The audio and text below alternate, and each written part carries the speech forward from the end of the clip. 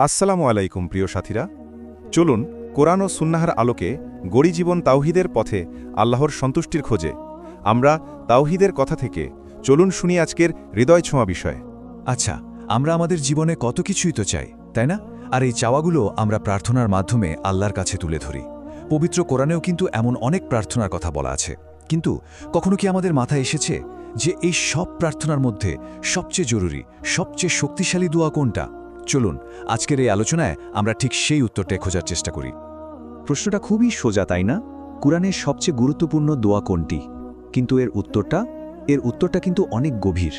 মানে এত দোয়ার মধ্যে কোনটা এমন যা একজন বিশ্বাসীর জীবনকে পুরোপুরি পাল্টে দিতে পারে? চলুন একসাথে খুঁজে বের করা যাক। তো এর উত্তরটা কোথায় পাওয়া যাবে?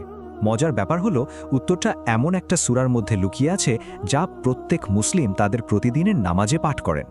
মানে প্রতিদিন। শুধু এই একটা তথ্যই কিন্তু এর গুরুত্ব কতটা তা বুঝিয়ে দেওয়ার জন্য যথেষ্ট। হ্যাঁ, আমরা কথা বলছি সূরা আল ফাতেহা নিয়ে। এর নামের অর্থই হল দি ওপেনিং বা উন্মোচন।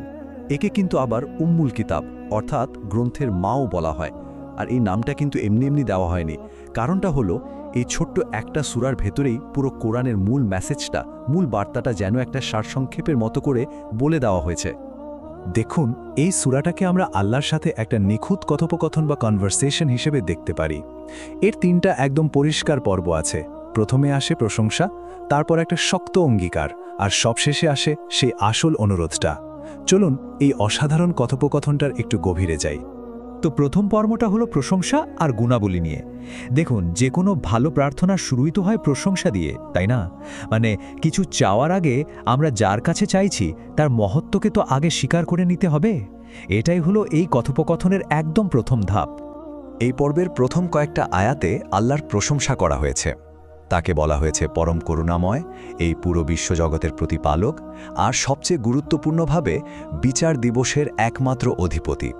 আচ্ছা, এই শেষ কথাটা কিন্তু খুবই ইম্পর্ট্যান্ট, কারণ এটা আমাদের মনে একটা জবাবদিহিতার অনুভূতি তৈরি করে দেয় যে হ্যাঁ, একদিন আমাদের সব কাজের হিসেব দিতে হবে। আচ্ছা, প্রশংসার পর্ব শেষ। এবার আমরা আসছি সূরার একদম কেন্দ্রে, বলা যায় এর হৃৎপিণ্ডে। এটাই হলো দ্বিতীয় পর্ব, অঙ্গীকার। এখানে বান্দা আর আল্লাহর মধ্যকার সম্পর্কের মূল ভিত্তিটা তৈরি হয় একটা খুবই শক্তিশালী অঙ্গীকারের মাধ্যমে। সেই অঙ্গীকারটা কি? পঞ্চম আয়াতে বলা হচ্ছে, আমরা শুধু আপনারই ইবাদত করি এবং শুধু আপনার কাছেই সাহায্য চাই। একবার ভাবুন তো, এই একটা লাইনের মধ্যে ইসলামের সবচেয়ে বড় মূলনীতি তাওহীদ বা একত্ববাদ কত সুন্দরভাবে চলে এসেছে। এটা একটা দ্ব্যর্থহীন ঘোষণা যে উপাসনা হবে শুধু আল্লাহর, আর সাহায্যও চাইতে হবে শুধু তারই কাছে, আর কারো কাছে নয়। তো প্রশংসা হলো, অঙ্গীকারও হলো। এবার প্রার্থনার জন্য স্টেজটা একদম রেডি। কথোপকথনটা এখন তার ক্লাইম্যাক্সে পৌঁছে গেছে। এবার প্রার্থনাকারী তার জীবনের সবচেয়ে জরুরি, সবচেয়ে গুরুত্বপূর্ণ জিনিসটা চাইতে যাচ্ছে। মানে আল্লাহকে তার প্রাপ্য প্রশংসা জানানোর পর, তার প্রতি পুরোপুরি আনুগত্যের শপথ নেওয়ার পর, প্রার্থনাকারী এখন এমন একটা জিনিস চাইতে প্রস্তুত যা আসলে বাকি সব কিছুর চেয়ে অনেক বেশি গুরুত্বপূর্ণ। আর সেই চূড়ান্ত, সেই সবচেয়ে গুরুত্বপূর্ণ প্রার্থনাটা হলো ইহদিনা সিরাতাল মুস্তাকিম, আমাদেরকে সরল পথ দেখান। ব্যাস, এটাই হলো কোরআনের সবচেয়ে গুরুত্বপূর্ণ দোয়া। খেয়াল করে দেখুন, এখানে কিন্তু টাকা পয়সা, ক্ষমতা বা দুনিয়ার সাফল্য চাওয়া হচ্ছে না।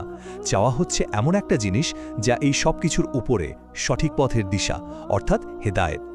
কিন্তু প্রশ্ন হলো, এই সরল পথ বা স্ট্রেট পাথ বলতে আসলে কি বোঝানো হচ্ছে? এর উত্তরটাও কিন্তু কোরআন নিজেই পরের আয়াতে দিয়ে দিচ্ছে। বলা হচ্ছে, এটা হলো সেই সব সফল মানুষদের পথ যাদের উপর আল্লাহ অনুগ্রহ করেছেন, যেমন নবী রাসূল বা সৎ কর্মশীল মানুষেরা। আর এটা কাদের পথ নয়? তাদের পথ নয় যারা আল্লাহর ক্রোধের শিকার হয়েছে বা যারা পথভ্রষ্ট হয়ে গেছে।